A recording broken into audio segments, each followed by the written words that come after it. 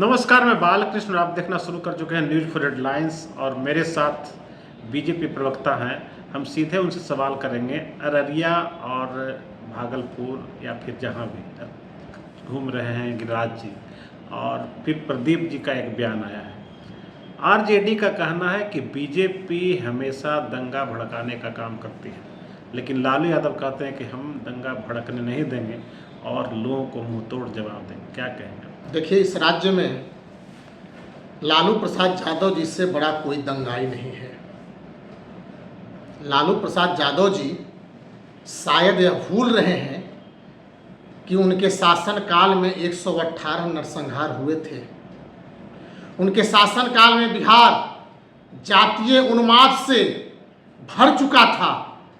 सामाजिक विद्वेष की भावनाएं लोगों में जाग चुकी थी, उमड़ पड़ी थी। एक जातियां दूसरे जातियां से घृणा करने लगे थे। लालू प्रसाद यादव ने 90 से लेकर के 2005 में बिहार में इस तरह का वातावरण बनाने का काम किया था। मैंने पहले कहा, लालू प्रसाद यादव जी से सबसे बड़ा दंगाई लालू प्रसाद यादव जी हैं, जो समाज को बांटने का काम करते हैं। भारतीय जनता पार्टी तो सबका साथ, सबके विकास और सबके विश्वास पे काम करने वाली पार्टी है। यदि देश के प्रधानमंत्री आदरणीय नरेंद्र मोदी जी जन कल्याणकारी योजनाओं को जनता के पास भेजते हैं, तो वह केवल यह भेजकर नहीं भेजते हैं कि यह योजना केवल हिंदुओं के लिए है। उस योजना का सीधा लाभ उन मुसलमान भाइयों को भी मिलता है, तो फिर समाज के हर वर्गों को मिलता है। लेकिन जो तेजस्वी प्रसाद यादव जी, एक मिनट, जो तेजस्वी प्रसाद यादव जी जो कल है इस प्रकार की भाषा बोलने का काम किए हैं कि हम ईंट से ईंट बजाने का कहाँ दंगा हो रहा है? किस ईंट से ईंट बजाने की बात नेता प्रतिपक्ष तेजस्वी यादव कहते हैं? होगा उसके बाद आप लोग क्या दंगा होने के बाद का इंतजार अपने माता पिता के शासन काल में विकास का उन्होंने ईंट से ईंट बजाया था। उनके माता पिता 90 से लेकर के 2005 तक बिहार में विकास का ईंट से ईंट बजाया था। वही करना चाहते हैं क्या? मेरा सीधा आरोप है नेता प्रतिपक्ष तेजस्वी यादव जी पर। तेजस्वी यादव जी का यह बयान वोट बैंक की राजनीति के लिए, मुस्लिम तुष्टीकरण के लिए और राजनीतिक ध्रुवीकरण के लिए दिया गया यह बयान है। अभी झारखंड में चुनाव होने वाले हैं, बिहार में 4 विधानसभा क्षेत्रों के उपचुनाव होने वाले हैं और बिहार में 2025 में भी बिहार विधानसभा का चुनाव आने वाला है। इस चुनाव को लेकर के तेजस्वी प्रसाद यादव जी ने ध्रुवीकरण की राजनीति को सफल करने के लिए, ध्रुवीकरण के लिए, वोट बैंक के लिए, तो हिंदू का जयकारी लगाने की बात, हिंदू की जयकारी लगाने के बाद जो हिंदू बोलेगा सिर्फ वही रहेगा या फिर पाकिस्तान चले जाओ, ये सब क्या है? आखिर क्यों ऐसा इस प्रकार के बयान, ये किस तरह का ध्रुवीकरण होता है? इस प्रकार की बयान कोई भारतीय जनता पार्टी की बयान नहीं है, एक सांसद की बयान है।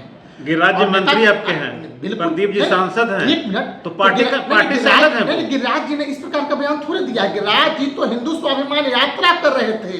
18 क्यों जरूरत पड़ी हिंदु स्वाभिमान यात्रा करने? अपने लोगों के बीच हिंदू स्वाभिमान की रक्षा कैसे हो? क्या हिंदू जागृति कैसे उत्पन्न हो, लोगों में स्वाभिमान कैसे हो, सनातन की रक्षा कैसे हो, इस बातों की यदि हम चर्चा करें अपने लोगों के बीच, इसके तो क्या ये दंगा भड़काना है क्या? नहीं, 18 से 22 तारीख तक क्या हुआ? जिन क्षेत्रों में गिरिराज सिंह जी की यात्रा हुई है, क्या उन क्षेत्रों में एक ईंट और पत्थर भी चले हैं क्या? एक कंकर भी चले हैं क्या? गोली और दंगे तो दूर की बात, एक पत्थर भी चले हैं? आपने देखा है, आपने सुना है? तेजस्वी प्रसाद यादव जी ने सुना है? कोई इंतजार कर रहे हैं क्या? कहीं कोई इंतजार नहीं, उसके बाद हम लोग कुछ नहीं होगा। बिहार में कहीं कुछ नहीं होगा। बिहार में सुशासन का राज स्थापित है। बिहार के मुख्यमंत्री नीतीश कुमार जी के नेतृत्व में भारतीय जनता पार्टी के साथ बिहार में सुशासन का राज स्थापित है। यहाँ कोई दंगा नहीं होगा, यहाँ कोई फसाद नहीं होगा। यहाँ जो लोग की यात्रा करने की क्या जरूरत पड़ी? पहले भी एक यात्रा अडवाणी जी की, लालू जी को गिरफ्तार करना पड़ा था अयोध्या के सवाल, सनातन की रक्षा करने के माहौल नहीं, जिस बात से माहौल में अगर थोड़ा सा भी क्या बात गिरिराज सिंह जी ने बोले, क्यों ऐसा किया जाता है? पूछना चाहता हूँ, हमेशा गिरिराज सिंह जी ने क्या बोलने का काम किया है?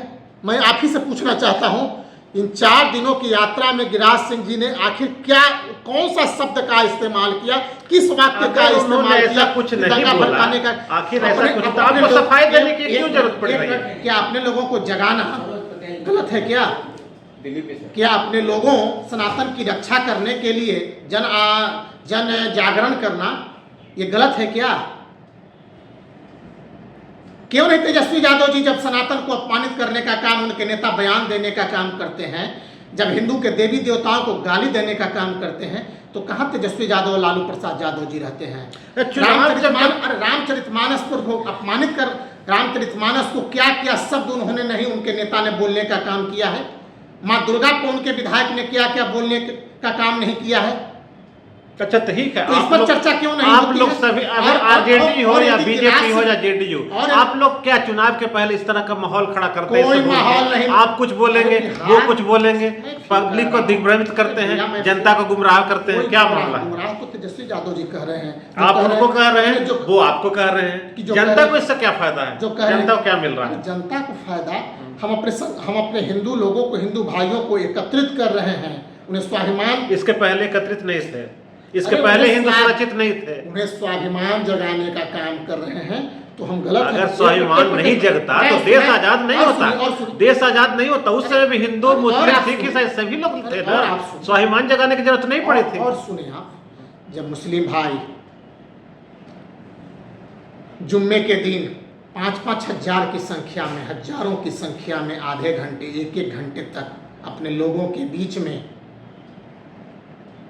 एक शब्द तकरीब करने का काम करते हैं, तो वह क्या कहलाता है? आप लोग पूजा उस पर करते चर्चा क्यों हैं, नहीं डगबगला चौराहे को उस पूरे पर जाम चर्चा कर क्यों देते नहीं करते हैं, हैं? जहां आप पूजा पाठ करते हैं, जहां आप तो हम बैठाते हैं करें। देवी दुर्गा, तो वहाँ गलत भीड़ है। होती, भीड़ होती नहीं, है। नहीं, हम वो करें। वो अगर हम वो अगर हिंदुओं को करते जगाने हैं का तो काम आपत्ति करें। कहाँ? आपको हम भी हिंदुओं आपत्ति के नहीं करनी चाहिए, स्वाभिमान को उन्हें भी नहीं जागृत आपत्ति करने करनी का चाहिए। काम करें तो वह गलत है, और वो करें तो वह सही है। ये कहाँ से है? आखिर क्यों जरूरत पड़ती है इस तरह की बात बोलने की? जरूरत क्यों पड़ती है? वो अगर सुन लीजिए, पहले सुन लीजिए, जब इंडी गठबंधन के नेता वोट जिहाद, अपने भाषणों में वोट जिहाद की बात करते हैं तो वह सही है, हमारे नेता जब हिंदू एकता की बात करते हैं तो गलत है। आपने नहीं सुना है, समाजवादी पार्टी, उनके गठबंधन के नेता समाजवादी पार्टी, कांग्रेस के नेता फारूक अब्दुल्ला की बेटी लोकसभा चुनाव सभा में क्या कहने का काम की थी? उनके कई ऐसे, मुलायम सिंह यादव ने क्या कहा था? मुलायम सिंह यादव, स्वर्गीय मुलायम सिंह यादव ने क्या कहा था? आप उसे भी देखने का काम कहे कि 17, पहले सुन लीजिए, इससे जनता को क्या फायदा है? फायदा बता दीजिए, इससे जनता को फायदा? पहले आप सुन लीजिए, 17 हिंदुओं को हमने हत्या को मरवाने का काम किया, अब मैं मुसलमानों के लिए क्या क्या करूं? यह बात आपको सुना, यह बात क्या आपकी कानों तक नहीं पहुंचा है क्या? यह बात बिहार के, उत्तर प्रदेश की, इस देश की जनता नहीं सुनी है क्या? तो हम यदि लोगों को जागृत करने का काम करें, स्वाभिमान की रक्षा करने की बात करें तो गुनाह है, और वो अपने मुस्लिम तुष्टिकरण के लिए, ध्रुवीकरण के लिए अनाप शनाप बयान देना करें, अनाप शनाप बातें कहें, वह अच्छी बात है। ऐसा तो नहीं कि ये सब उपचुनाव 4 हो रहा है उसके लिए माहौल बनाने की कोशिश हो रही है। हम क्यों माहौल बनाने का काम करेंगे? हम तो 4 सीटें पर जीत रहे हैं, 4 उपचुनाव में वहां की जनता एनडीए के साथ है। आपके पास 4 सीट पहले से नहीं थी, पहले से 1 सीट थी, इस बार मैं 3 सीट, पूरी पार्टी ने पूरी तैयारी, इंडी गठबंधन ने पूरी तैयारी कर ली है, और 4 की 4 सीटें एनडीए खाते में जाएगी। मैं प्रशांत किशोर तो कह रहे हैं कि दोनों का सुपड़ा साफ कर देंगे। अरे मैं तो आपको कह रहा हूं, आपके माध्यम से प्रशांत किशोर जी को खुलेआम चैलेंज दे रहा हूं। उनका गृह क्षेत्र बक्सर आरा है, शाहाबाद है, क्यों नहीं आरा में, तरारी में उनके उम्मीदवार नहीं? 3 दिन से उम्मीदवार खोज रहे थे, एक उम्मीदवार की उन्होंने घोषणा की, उसको बदलना पड़ा, बेलागंज से भी उम्मीदवार बदलने का काम किया। स्वयं प्रशांत किशोर जी तरारी में क्यों नहीं चुनाव लड़ने आते हैं? मैं तो खुलेआम चैलेंज देता हूं, प्रशांत किशोर जी, यदि आप में हिम्मत है तो आप तरारी से आकर के बिहार विधानसभा का उपचुनाव लड़ें। ये क्या कितने पानी में है? तेजस्वी जी को चैलेंज देते हैं प्रशांत किशोर, आप प्रशांत किशोर को चैलेंज दे रहे हैं, इससे चुनाव जीत जाइएगा क्या? मैं आपको बता देना चाहता हूं, प्रशांत किशोर चैलेंज करने से चुनाव जीता जाता है, सब लोग चैलेंज करते हैं। तेजस्वी यादव, प्रशांत किशोर तेजस्वी यादव की बी टीम है, वो तो तेजस्वी यादव के लिए काम करने वो कह रहे हैं आपको, आप कह रहे हैं उनको। जनता देख रही है सब, जनता जनता तो मूर्ख बन रही है, जनता मालिक है। सबसे बड़ी विडंबना तो यही है कि जनता को आप लोग क्या समझे हुए हैं? आप बोल रहे हैं कि आरजेडी बी टीम है, वो बोल रही है कि आप बीजेपी टीम है। जनता को हम रोजगार दे रहे हैं, जनता को हम विकास देने का काम कर रहे हैं। 2 करोड़ रोजगार मिला क्या? सुन लीजिए, 2 करोड़ रोजगार मिला जो वादा हुआ था।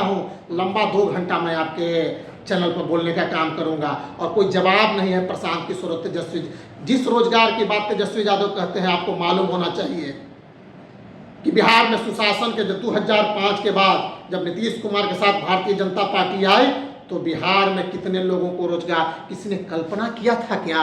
गांधी मैदान में खुलेआम उन्होंने नौकरी बांटा। आप लोगों ने क्यों नहीं किया? आप लोग ही बांटते 2005 से। आप सुन लीजिए, जिस रोजगार देने की बात तेजस्वी यादव कहते हैं, बिहार तेजस्वी यादव ने कभी कल्पना भी नहीं किया होगा कि इतनी बड़ी मात्रा में बिहार की एनडीए सरकार ने लोगों के स्वास्थ्य के क्षेत्र में, आपको उदाहरण देना चाहता हूँ, कितनी एएनएम की नियुक्ति हुई, कितनी आशा कार्यकर्ताओं की नियुक्ति हुई, कितनी जीएनएम की नियुक्ति हुई, कितनी पैरामेडिकल स्टाफ की नियुक्ति हुई, बिहार में कितने डीपीएम की नियुक्ति हुई, कितनी डॉक्टरों की नियुक्ति हुई।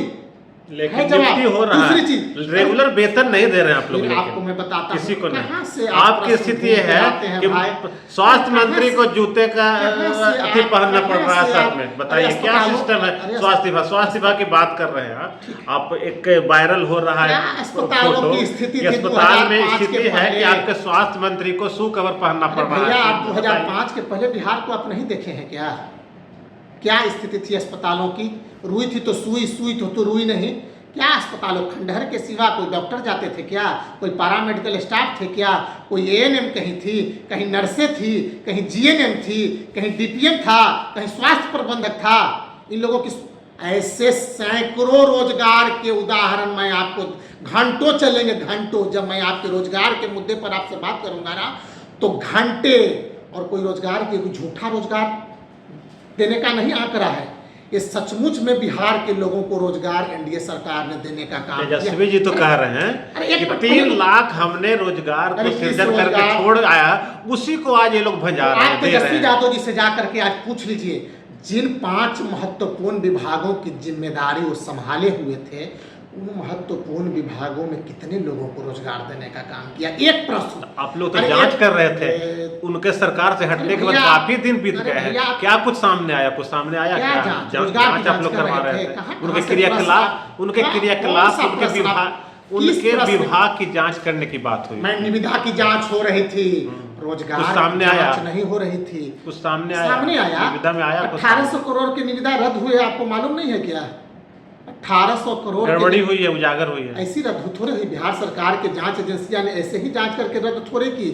तेजस्वी यादव ने 17 महीनों के शासनकाल में केवल अपने लोगों के परिवार को रोजगार देने का काम किया है। पथ निर्माण विभाग किनके जिम्मे था? कितनी नियुक्तियां उन्होंने पथ निर्माण विभाग में करने का काम किया है? तेजस्वी यादव में है हिम्मत तो जवाब देने का काम करे। बिहार की जनता पूछ रही है, बिहार की जनता पूछ रही है उपचुनाव में रिजल्ट क्या होगा, जवाब कौन देगा, अब आने वाला वक्त बताएगा। और इस चर्चा आपको कैसा लगा कमेंट बॉक्स में जरूर बताइए। आपका धन्यवाद, नमस्कार। अगर आपको ये खबर अच्छी लगी तो चैनल को सब्सक्राइब करना नहीं भूलें और बेल आइकन जरूर दबाएं।